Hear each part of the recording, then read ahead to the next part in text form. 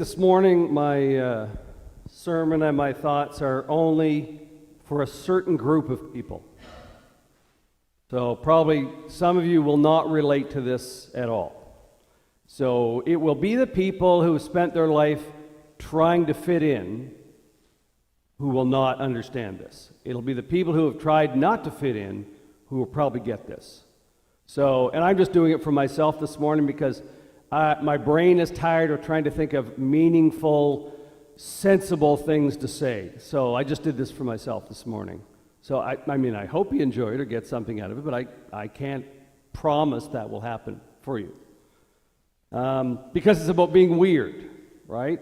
And people don't like to be weird, right? A lot of people spend their whole lives trying not to be weird, or they try not to let anybody else see them being weird, right?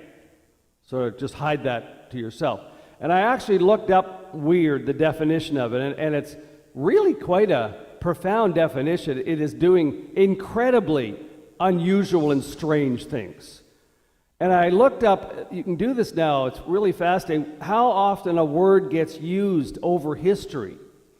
And the last time that weird was used a lot was just around the 1900s, 1910s and 20s. It kind of peaked in usage and then fell out of use until just the year 2000. And for the last 20 years, it's gotten its peak usage. But I think it's because its definition has changed and the ideas of people. Now weird is just nonconformist, I think. Anyway, we'll work it through. First of all, I said I wanted to talk a little bit about Pentecost, just because that's the day.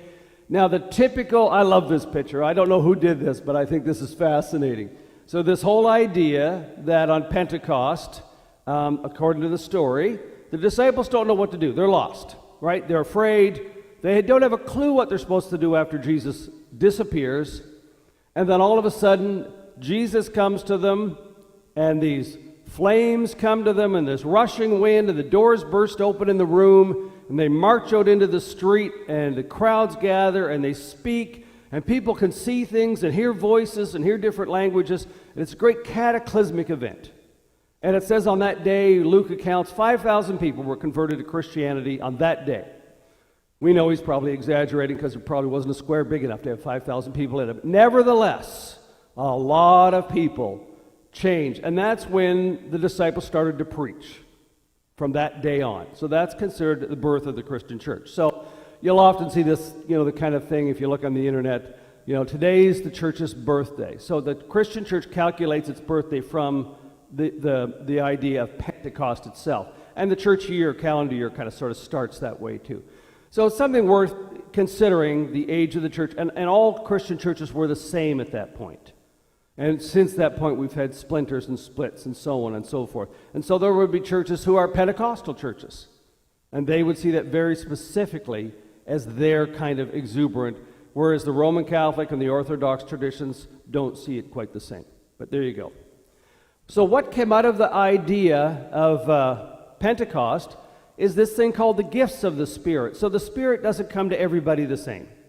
So the gifts of the Spirit are different, but the same Spirit distributes them. So it's like if you shop at Walmart, you buy different things, but everything in there is from Walmart, right? It's that kind of idea.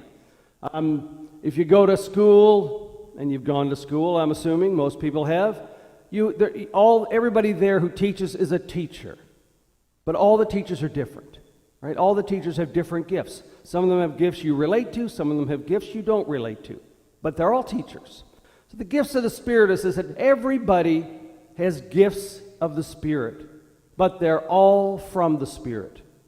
And all of them are from God, and your gifts of the Spirit are God at work, right? Now, in our culture often, though, we determine that some gifts are good and some gifts are bad. Right? Some people get it right, some people get it wrong. Well, my conviction has always been there's some of us that have to get it a little different than everybody else. Some of us have to be different. So when I joined the military, I used to have to go to these things called mess dinners. All right? So they're very regimental. They're regimental dinners. That's where the word comes from. They're regimental dinners, where the regiment gets together, wears its colors, everybody has assigned seating. There's very distinct table manners. Everything gets passed one way and the other. You're not allowed, this is the part that used to get to me, you're not forced to drink, but you're encouraged to drink all the liquids on the table, but you're not allowed to go to the bathroom. Right? You got to sit there until so much time has passed before anybody, I'll tell you, it gets desperate. So, what they do with the padre, though, that they march you into the head table with all the dignitaries, and the padre has to get up and say grace at every meal. And it's an opportunity, especially if you're new, I found, it's an as you know how I am, an opportunity to kind of introduce yourself to people. So you'll typically be working with all those people in the regiment. They might not know you at all. So when I get up to say grace, I always do some little joke or act or something.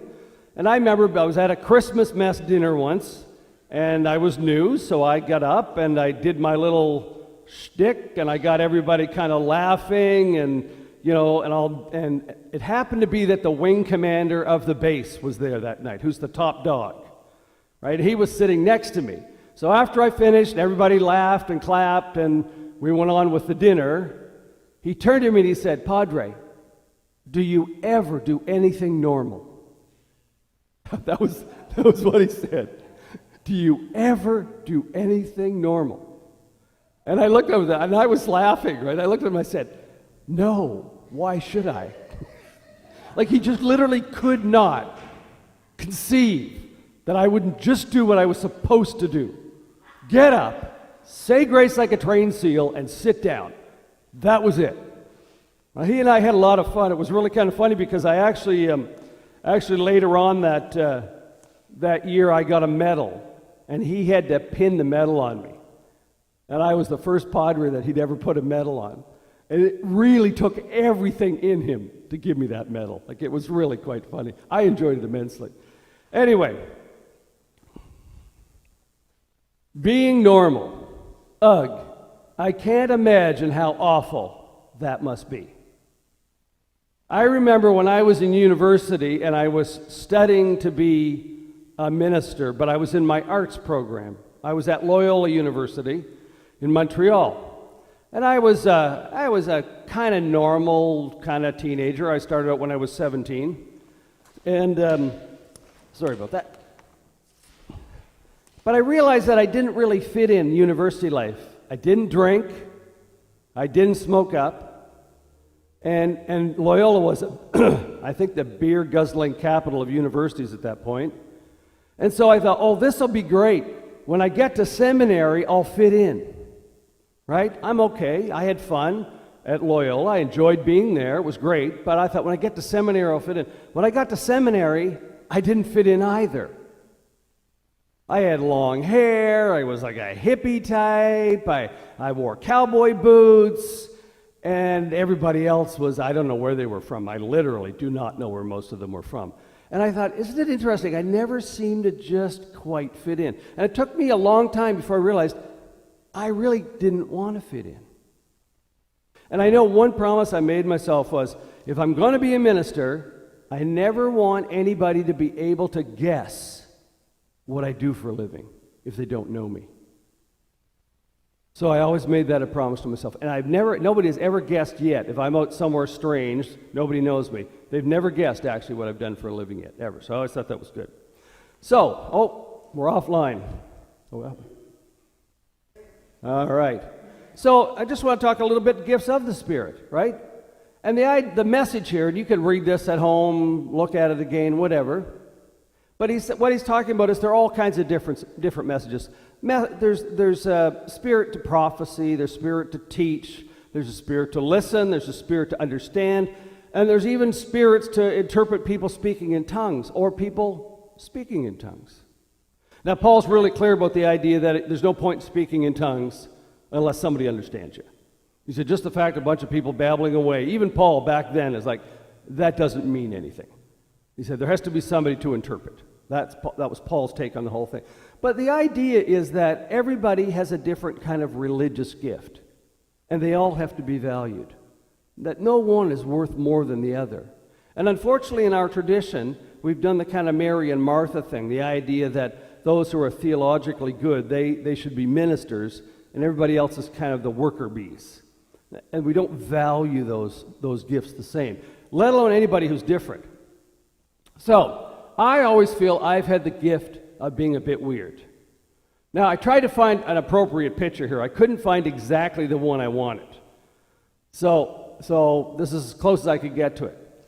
So, in my first, I know, it's kind of sad. When I went up to alert, this is why this one really got to me, is because when I went up to the Canadian Forces Base up in Alert, when you first get there, I mean, you've flown in a big herc for about 12 hours, you're sleep deprived, you can't hear anything at all, you're practically deaf, you're hungry, and it's cold. You get out of the plane and it's minus 40 or minus 50, and they put you on this little tiny bus and take you up, and you get into this big lodge, and everybody's clapping, and you're completely disoriented the first time you get up there because you don't know what to expect. So that night they introduce you to everybody that's up there, up in the pub.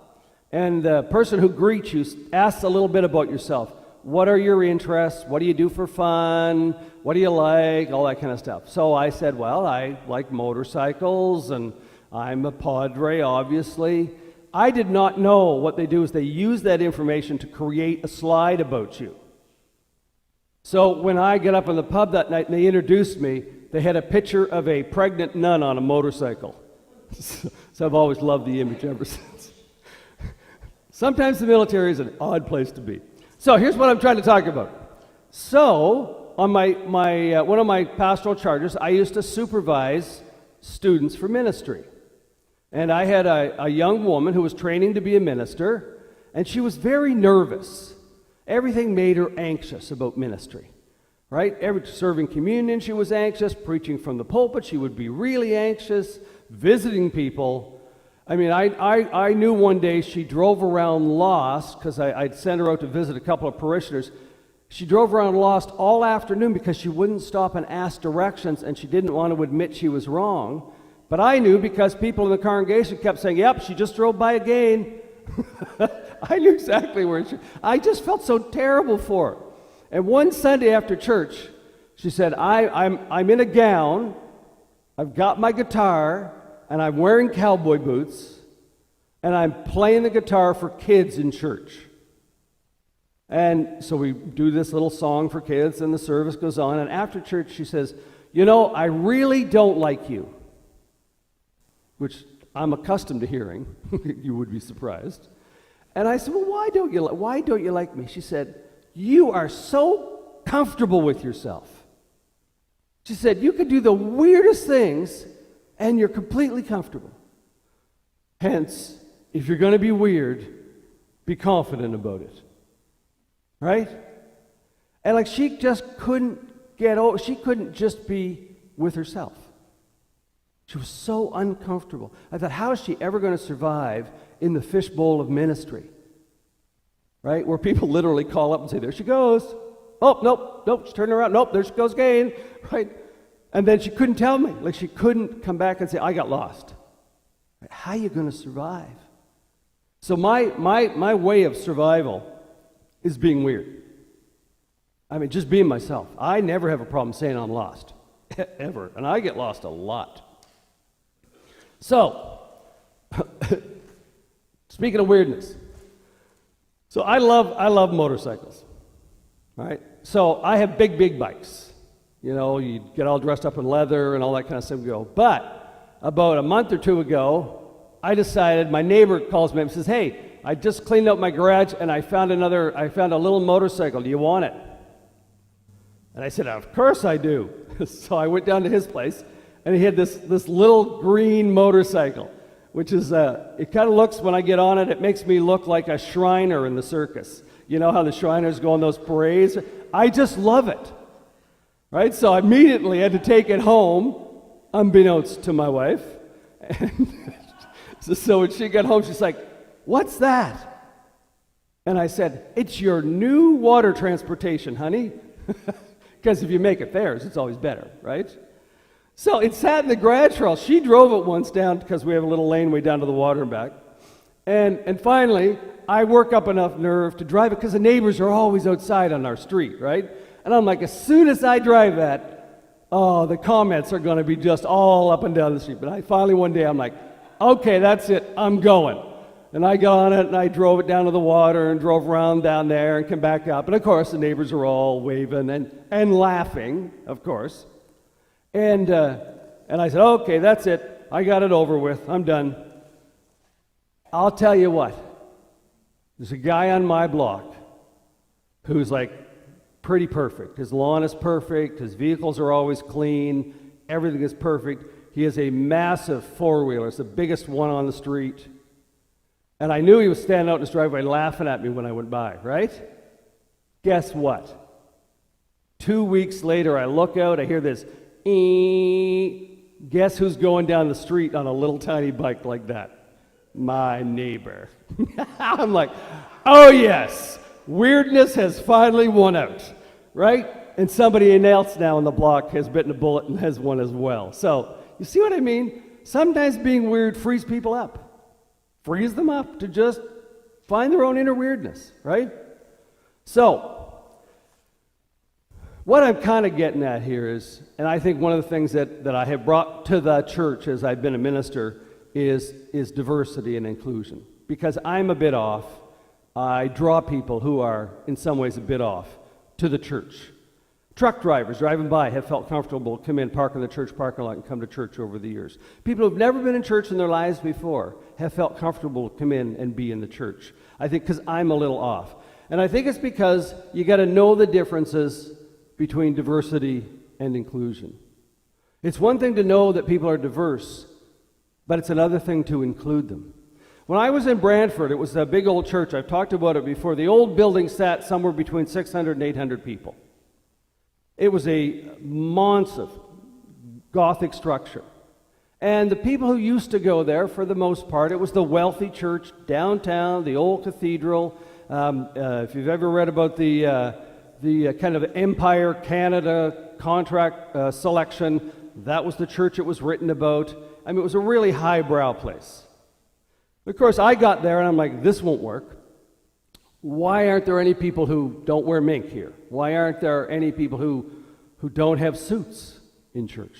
Because we were feeding people in the church basement, but nobody was coming to church. So I started kind of monkeying around with the works like I do, and we started having people come to church who didn't fit that set.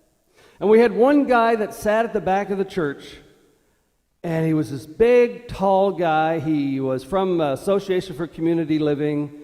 He's a bit rough around the edges, loved to sing. He was verbal, but just specific so.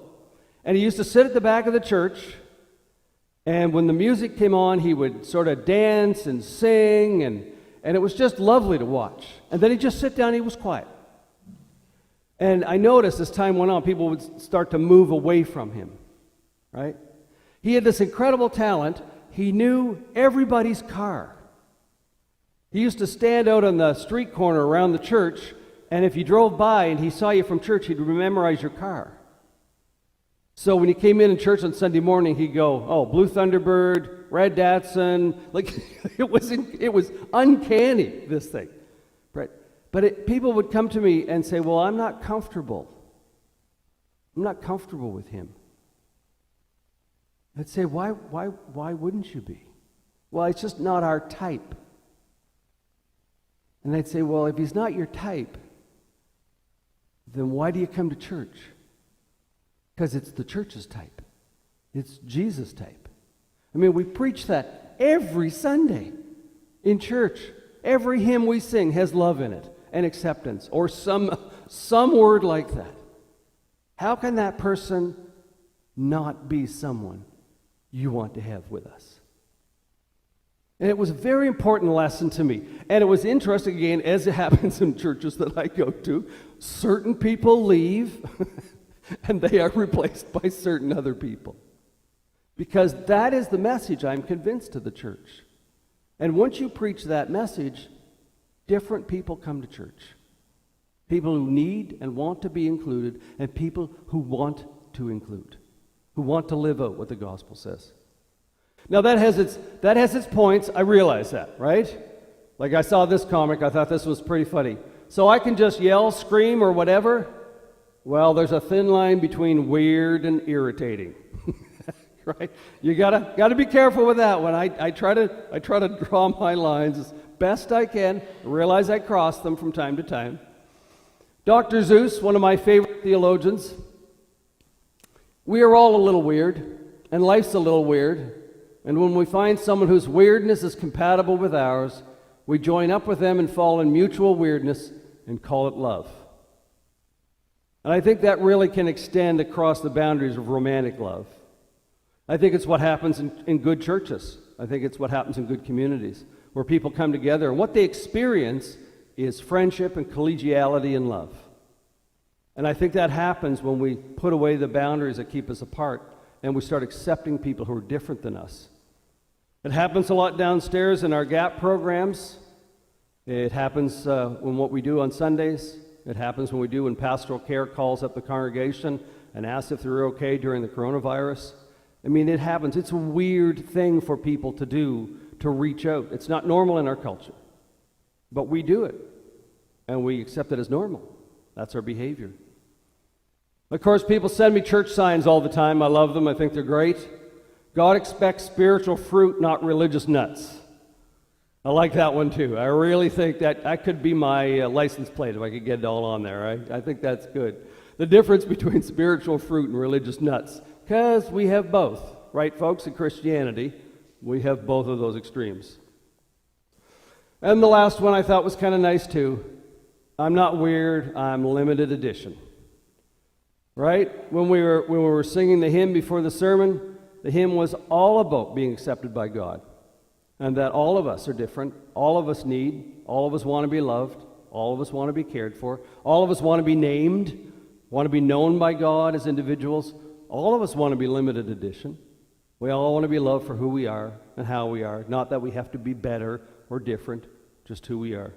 So I guess my hope is that we all have weirdness, we all have strangeness in us, we're all different. But I think it's what makes the church such a vibrant place. Certainly what makes our church vibrant is that we feel happy to be together and to accept people who really need to be accepted. And I think we do that very well. And I hope to all you folks who are watching today, I hope you accept your own weirdness and keep watching and send us in your comments. And God bless. Thanks.